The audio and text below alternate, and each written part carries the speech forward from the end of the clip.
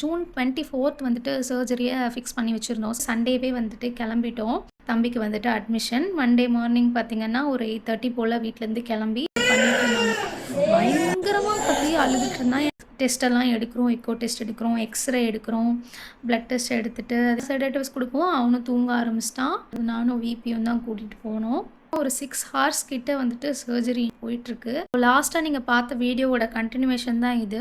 நாங்கள் June 24th வந்துட்டு சர்ஜரியை fix பண்ணி வச்சுருந்தோம். சர்ஜரி டேட் வந்துட்டு சூஸ் பண்ணி வச்சுருந்தோம். 24th பார்த்தீங்கன்னா டியூஸ்டே 23 வந்துட்டு அட்மிஷன் பண்ணிக்க சொல்லிட்டாங்க. ஏன்னா அன்றைக்கி வந்துட்டு நிறையா டெஸ்டஸ்லாம் எடுக்கணும். எக்கோ டெஸ்ட், அந்த ப்ரீ சர்ஜரிக்கான எல்லா டெஸ்ட்டுமே வந்து எடுக்கணும் அப்படின்ற மாதிரி சொல்லியிருந்தாங்க. ஸோ மண்டே வந்து அட்மிட் ஆகிக்கோங்க அப்படின்ற மாதிரி சொல்லியிருந்தாங்க. ஓகேன்னு சொல்லிவிட்டு நாங்கள் மண்டே அன்றைக்கி 9 o'clock அங்கே இருக்கணும். அப்படிங்கிறனால என்னோட ஊரில் இருந்து ஒரு 10 days ஹாஸ்பிட்டலில் இருக்க போகிறோன்னா எவ்வளோ திங்ஸ் வந்துட்டு பேக் பண்ணணும், பேபிக்கான திங்ஸ் முதல்ல எவ்வளோ பேக் பண்ணணும் அப்படின்ற விஷயங்கள்லாம் இருக்கனால நாங்கள் சண்டேவே கோயம்புத்தூர் போயிடலாம் அப்படின்ற மாதிரி யோசித்து சண்டேவே வந்துட்டு கிளம்பிட்டோம்.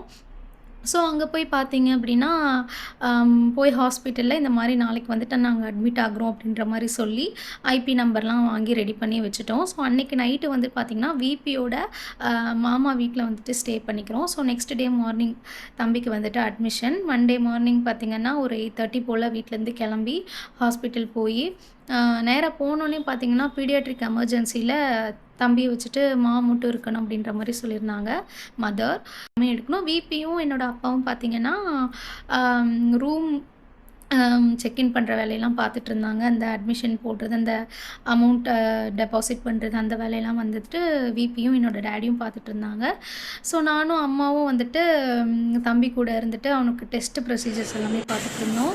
ஃபஸ்ட்டு பார்த்திங்கன்னா ஐவி வந்துட்டு இன்ஜெக்ட் பண்ணிட்டாங்க. அதுக்கே வந்துட்டு எங்கள் 2 பேரையும் வெளியே போக சொல்லிட்டு அவனுக்கு நர்சஸ் எல்லாம் வந்து வச்சு பண்ணிட்டு இருந்தாங்க. பயங்கரமாக கத்தி அழுதுட்டு இருந்தான். ஏன்னா பரிசு பார்த்திங்கன்னா ஒன்று நான் இருக்கணும், இல்லைனா விபி இருக்கணும். 2 பேத்துல யாராவது ஒருத்தர் கண்டிப்பாக இருந்தே இருக்கணும். யாராவது இல்லை அப்படின்னா அவன் அந்த இடத்துல இருக்கவே மாட்டான். ஸோ பார்த்திங்கன்னா அவங்க நர்ஸ் மட்டும் வச்சுட்டு என்னை அனுப்பி விடுவோம். அப்போ ஆரம்பிச்சது அவனுக்கு பயம்.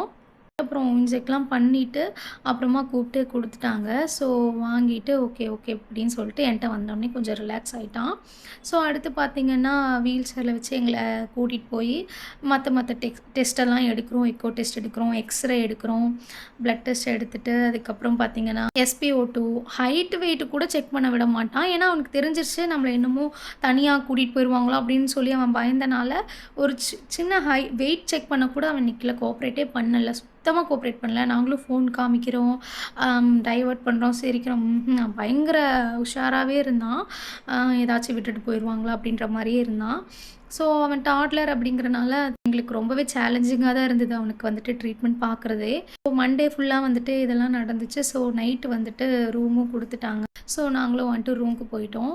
ஸோ நெக்ஸ்ட்டு மார்னிங் பார்த்திங்கன்னா டாக்டர் அந்த மண்டேவே வந்துட்டு எங்களுக்கு கிளியர் இன்ஸ்ட்ரக்ஷன் கொடுத்துட்டாரு. ஸோ ஓகே, டியூஸ்டே வந்துட்டு சர்ஜரியில் ஆஃப்டர்நூன் 1:30க்கு வந்துட்டு நாங்கள் கூட்டிகிட்டு போயிடலாம். மார்னிங் தம்பி நேரமாக எழுப்பி 8:30க்கெல்லாம் ஃபுட்டு கொடுத்துருங்க, அதுக்கு மேலே தண்ணி கூட கொடுக்கக்கூடாது அப்படின்ட்டாரு. மெயினாக வந்துட்டு அவனை தூங்க வச்சுருங்க, முழிச்சிருந்தா தான் அவனுக்கு வந்துட்டு தாகம் எடுக்கும், இல்லை பால் குடிக்கணும்னு நினைப்பாங்க. நீங்கள் வந்துட்டு அவனை தூங்க வச்சுருங்க அப்படின்ற மாதிரி சொல்லியிருந்தாரு. ஸோ நாங்களும் வந்துட்டு பார்த்திங்கன்னா அவனை 8:30க்கெலாம் எழுப்பி குளிக்க வச்சுட்டு ஃபுட்டெல்லாம் கொடுத்துட்டு ரெடி பண்ணி வச்சுருந்தோம். வந்து அவங்க அதே மாதிரி தூக்க மருந்து ஊற்றிட்டாங்க. செடேட்டிவ்ஸ் கொடுக்கவும் அவனும் தூங்க ஆரம்பிச்சிட்டான். ஸோ 1:30 ஆச்சு. சர்ஜரிக்கு வந்துட்டு தம்பியை வந்து நானும் விபியும் தான் கூட்டிகிட்டு போனோம்.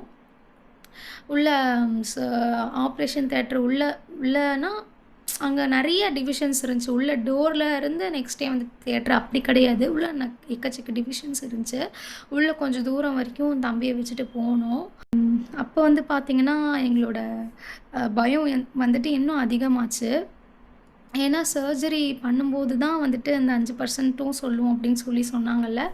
அந்த பயம் வந்துட்டு எங்களுக்கு இன்னும் ஜாஸ்தியாக இருந்துச்சு. படபடன்னு இருந்துச்சு. பிபி ஒரு பக்கம் அழுகுறாரு, நான் ஒரு பக்கம் எமோஷனாக இருக்கேன். அப்புறமேட்டு வந்துட்டு தம்பிய வாங்கிட்டு போயிட்டாங்க. வாங்கும்போது அவன் அழுதான். ஓகே ஒண்ணும் கவலைப்படாதீங்க, வெயிட் பண்ணுங்கன்னு சொல்லிட்டு எங்களையும் வெளிய அனுப்பிட்டாங்க. அப்புறம் கிட்டத்தட்ட எவ்வளோ நேரம்னா, ஒரு 6 ஹார்ஸ் கிட்ட வந்துட்டு சர்ஜரி நடந்துட்டுருக்கு, போயிட்டுருக்கு. எப்படா டாக்டர் வெளிய வருவாரு, வந்துட்டு கண்டிஷன் சொல்லுவாரு அப்படின்னு சொல்லிட்டு, நான் மட்டும் இல்ல, என்னோட ஹோல் ஃபேமிலியே வந்துட்டு வெயிட் பண்ணிட்டுருந்தோம்.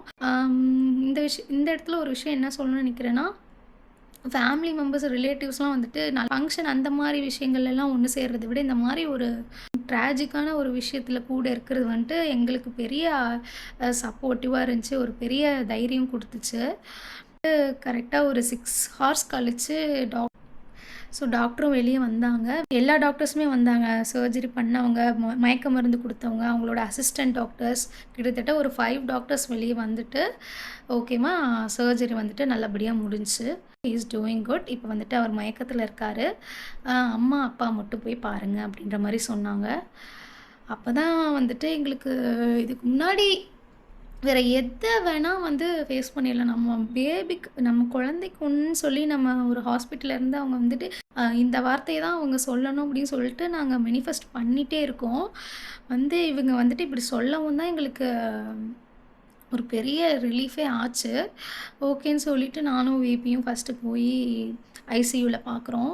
தம்பி தூங்கிட்டு இருந்தான். நெறையா வந்துட்டு ஒயர்ஸ்லாம் இருந்துச்சு. எக்கச்சக்க ஒயர்ஸ். இந்த இடத்துல, இந்த இடத்துல, இந்த இடத்துலலாம் வந்துட்டு இன்ஜெக்ட் பண்ணி நெறையா ஒயர்ஸ்லாம் தொங்கிட்டு இருந்துச்சு. ஸோ பார்க்கும்போது எங்களுக்கு அப்படிதான் இருந்துச்சு. அந்த ஒரு சிச்சுவேஷன் கூட எங்களுக்கு கொஞ்சம் எமோஷனலா தான் இருந்துச்சு. எந்த குழந்தையுமே அப்படி பார்க்கும்போது அப்படி தானே இருக்கும் ஆப்வியஸ்லி. ஸோ ஓகே சர்ஜரி முடிஞ்சுச்சு. இனிமே தான் அவன ரொம்ப கேர் எடுத்து பார்த்துக்கணும். ஸோ யாரையுமே அவன பார்க்க விட வேண்டாம். அவன் வந்துட்டு இம்யூனிட்டிலாம் ரொம்ப கம்மியா இருக்கும். ஸோ நம்ம ப்ரெக்னென்ட் ஆனோமோ அன்னையிலேருந்தே நமக்கு தூக்கம் வராது. குழந்தை பொறந்துருச்சுன்னா சொல்லவே தேவையில்ல. ஸோ இந்த மாரி ஒரு விஷயம் நம்ம கேள்விப்பட்டோம்னா அதுக்கும் மேல. ஸோ அதெல்லாம் தாண்டி தம்பிக்கு அந்த சர்ஜரி பண்ணி அவன் அந்த ஐசியூல நல்லபடியா ஓகே நல்லா இருக்கான் அப்படின்னு சொல்லி தெரிஞ்சதுக்கப்புறம் தான் எங்களுக்கு வந்துட்டு ஒரு நிம்மதியான தூக்கமே இருந்துச்சு. ஸோ நெக்ஸ்ட் டே பார்த்தீங்கன்னா, அவனுக்கு லிக்விட்ஸ் குடுக்குறாங்க. லிக்விட்ஸ்லேருந்து ஸ்டார்ட் பண்ணலாம்னு சொல்லிட்டு மில்க் அண்ட் கிளியர் ஜூஸ் குடுக்கணும்னு சொல்லிட்டு ஆரஞ்ச் கிளியர் ஜூஸ் குடுக்குறாங்க. அவன் வந்துட்டு எதுவுமே சாப்பிடல. மில்க் பவுடர் கேட்டிருந்தாங்கன்னு மில்க் பவுடர் குடுக்க, இந்தாங்க மில்க் பவுடர் பரிஷத்துக்குன்னு சொல்லி குடுத்தா, அவன் அன்கான்ஷியஸ்ல இருக்கான். அப்பவே முழிச்சு அழுவ ஆரம்பிச்சுட்டான். இருந்தாலும் அவனால வந்துட்டு எந்திரிக்கவே முடியல. எல்லா ஒயர்ஸும் இருக்கனால, இருந்தாலுமே அவன் வந்துட்டு அன்கான்ஷியஸ்ல எந்திரிச்சு அழுன்னு அழுவுறான். சரி நீங்க வெளிய போங்க, நாங்க பார்த்துக்குறோம்னு சொல்லிட்டு அனுப்பிட்டாங்க. ஒவ்வொரு பேபீஸ்க்கும் வந்துட்டு பார்த்தீங்கன்னா, 3 நர்ஸ் வந்துட்டு அலாட் பண்ணி வச்சிருந்தாங்க. ஏன்னா, அவங்க எந்திரிக்கும்போதும் வந்துட்டு அவங்கள அப்படி தட்டி தட்டி குடுத்து அப்படியே வச்சுக்கிட்டாங்க. ஸோ நெக்ஸ்ட் டே வந்துட்டு அவனுக்கு லைட்டா வந்துட்டு கான்ஷியஸ்னஸ் வர ஆரம்பிச்சது. வர ஆரம்பிச்சும்போது அவன் கண்டிப்பா அங்க இருக்கவே மாட்டான். அது எனக்கு நல்லா தெரியும். சொன்ன மாரி அவங்களும் கூப்பிட்டுட்டாங்க. வீரபரிஷித்தோட மதர் யாருன்னு சொல்லிட்டு கால் பண்ணி கூப்பிட்டதுக்கப்புறம் அவன் பார்த்தீங்கன்னா, அனஸ்தீசியா போட்டு அவன் ஃபர்ஸ்ட்டு கான்ஷியஸ்னஸ் வரும்போதே, என்ன பார்த்த உடனே அந்த பெட்ல அந்த ஒயர்லாம் அவன் மேல இருக்குன்னு கூட பார்க்க தள்ளாடிட்டு இருக்கும்போது அப்படி ஒரு கோவம். என்னை விட்டுட்டு ஏன் போனீங்க? அப்படின்ற மாரி நர்ஸுங்களெல்லாம் பார்த்து அப்படி பண்றான். இருன்னு சொல்லிட்டு நர்ஸ் அவன கூல் டவுன் பண்ணி அந்த ஒயர்ஸ் எல்லாம் கொஞ்சம் கழட்டி விட்டுட்டு, என் மேல ஒரு பெட்ஷீட் மாரி வச்சு என் மேல வச்சுட்டாங்க.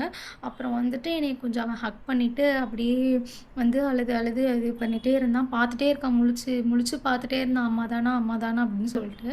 3 டே வந்துட்டு சாலிட் ஸ்டார்ட் பண்ணிட்டாங்க. ஸோ சாலிட்ஸ் கொஞ்சம் அவன் எப்படி சாப்பிடுவானோ அந்த மாரி சொல்லி நான் அவன சாப்பிட வச்சுட்டு, தூங்க வச்சுட்டு, பெட்ல வச்சுட்டு வருவேன்.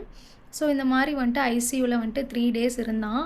ஸோ நெக்ஸ்ட்டு வந்துட்டு வார்டுக்கு ஷிஃப்ட் பண்ணிருவோம் அப்படின்ற மாரி ஒரு 3 டேஸ் கழிச்சு சொன்னாங்க. வார்டுக்கும் ஷிஃப்ட் பண்ணியாச்சு. ஷிஃப்ட் பண்ணும்போது பார்த்தீங்கன்னா, ஒரு சைடு இருந்த அந்த இது எல்லாமே எடுத்துட்டாங்க. பட் ஐவியும் இன்னொரு நெக்ல இருந்த அந்த இன்ஜெக்ஷனோட சேர்ந்து ஒரு 6 டியூப்ஸ் இருந்துச்சு. அதெல்லாம் இருந்துச்சு. நெறைய தண்ணி குடிக்க வைங்க. ஏன்னா யூரின் போக போக தான் அந்த அனஸ்தீசியா வந்துட்டு அந்த பவர் எல்லாமே குறைஞ்சு யூரின்ல தான் வெளிய வரும். நீங்க தண்ணி நெறைய குடிங்க. ஃபுட்டு வந்துட்டு அவன் என்ன சாப்பிடுவானோ அந்த மாரி ஃபுட்டு குடுங்க. மோஷன் போகணும். ஸோ அதெல்லாமே பார்த்து பண்ணி ஒரு குழந்தைங்க தன்னாலே போய் எந்த இடத்துலயுமே படுக்காதுங்க. ஆனா அவனால முடியல. எந்திரிக்க கூட முடியல. அந்த அளவுக்கு வந்துட்டு இருந்துச்சு. ஸோ வந்துட்டு பண்ணது ஒரு பெரிய விஷயம். பாதி கடல் தாண்டியாச்சு. ஸோ இதுக்கு மேல வந்துட்டு அவன ரொம்ப இன்டென்ஸ் கேரோட பார்த்துக்கணும். ஏன்னா வந்துட்டு அந்த வூண்ட் சரியிற வரைக்கும் அ எந்த ஒரு இன்ஃபெக்ஷனும் ஆயிடக்கூடாது.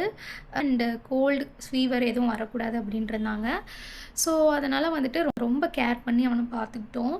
அவனும் வந்துட்டு கொஞ்சம் கொஞ்சமா வந்துட்டு ரெடி ஆயிட்டே வந்தான். ஆஃப்டர் வீக் நம்ம வந்துட்டு எக்கோ டெஸ்ட் எடுத்துட்டு எல்லாம் ஓகே தானா, நார்மலா இருக்கா அப்படின்னு சொல்லி பார்த்துட்டு நெக்ஸ்ட் டே வந்துட்டு டிஸ்சார்ஜ் எழுதி குடுத்துட்டாங்க. ஸோ நெக்ஸ்ட் டே பார்த்தீங்கன்னா, நம்ம அமௌண்ட் எல்லாம் வந்துட்டு செட்டில் பண்ணிட்டு டிஸ்சார்ஜ் ஆயாச்சு. டிஸ்சார்ஜ் ஆகி காருக்கு வந்தோனே தான் பரஷு வந்துட்டு, அப்பாடா வெளிய வந்துட்டோம். எங்கேயோ நம்மள வச்சிருந்தாங்க. ஒரு வழியா இப்ப காருக்கு வந்துட்டோம்னு அவனுக்கு ரொம்ப சந்தோஷமாயிருச்சு காருக்கு வந்தோனே. ஸோ இதுதான் வந்துட்டு பரிஷித்தோட சர்ஜரி ஜர்னின்னு கூட இந்த 1 1/2 இயர்ஸ் ஜர்னி. ஸோ எந்த குழந்தைங்களுக்கும் வந்துட்டு இந்த மாதிரி சிச்சுவேஷன் வரக்கூடாதுன்னு நான் வந்துட்டு டெய்லியுமே நினைப்பேன். ஏன்னா இந்த 1 1/2 வருஷம் வந்துட்டு எங்களுக்கு நிறையாவே கற்றுக் கொடுத்துருச்சு. பட் ஸ்டில் அவனை நாங்கள் வந்துட்டு இனி ரெக்கவர் பண்ணி கொண்டு வரணும் 100% அப்படிங்கிறது தான் வந்துட்டு எங்களோட ஃபோக்கஸ் எல்லாமே. ப்ரெக்னென்ட் லேடிஸ் எல்லாருக்கும் சொல்கிறேன், இதெல்லாம் கேள்விப்படும்போது கொஞ்சம் பயமாக இருந்தாலும் கூட நமக்கு டாக்டர் என்கிட்ட ஒரு விஷயம் என்ன சொன்னார்னா, நல்ல பீடியாட்ரிஷியன்ட்ட போயிட்டீங்க, அதனால் நம்ம இயர்லியராகவே கண்டுபிடிச்சிட்டோம். ஏன்னா இது தெரியாமையே ஒரு பல குழந்தைங்களுக்கு வந்துட்டு அது வந்துட்டு சிவியர் ஆயிருக்கும். சிவியர் ஆயிருச்சு அப்படின்னா இட்ஸ் டிஃபிகல்ட் டு க்யூர். அந்த மாதிரி ஒரு ஸ்டேஜுக்குலாம் வந்திருக்கும். பேபிஸ் ஒரு 2 இயர்ஸ் வர வரைக்கும் இன்ச் பை இன்ச் நோட் பண்ணிட்டே இருக்கணும். அவங்க எப்படி இருக்காங்க, எப்படி சாப்பிட்றாங்க, எல்லாமே நோட் பண்ணுறது தான் வந்துட்டு நம்ம கடமை. ஸோ அதை நம்ம வந்துட்டு தவறாமல் செய்யணும் அப்படிங்கிறது தான் வந்துட்டு நான் சொல்கிறேன். அதுங்க அன்றைக்கி நான் சும்மா ரன்னிங் ஹவுஸ் அப்போ தான் அவனுக்கு ஸ்டார்ட் ஆச்சு. உடனே நான் போய் காமிக்கவும் தான் வந்துட்டு எனக்கு தெரிய வந்துச்சு. அதுக்கப்புறம் நாங்கள் அவனை கேர் எடுத்து பார்த்துக்கிட்டோம். இதுவே வந்துட்டு நானாவே ஒரு மருந்து குடுத்துருக்கேன். நானாவே சளி மருந்து தான் நம்மக்கிட்ட இருக்கே அப்படின்னு சொல்லிட்டு குடுத்து இது பண்ணியிருந்தோம்னா, கண்டிப்பா அது தெரிய வந்திருக்காது. ஸோ எல்லாத்தையுமே எல்லா விஷயங்களுமே நோட் பண்ணுங்க. கொஞ்சம் கூட பேபீஸ் விஷயத்துல கேர்லெஸ்ஸாவே இருந்துறாதீங்க அப்படிங்கிறது தான் நான் இந்த வீடியோல உங்களுக்கு சொல்லணும்னு நெனைக்கிறேன். So yes, thank you.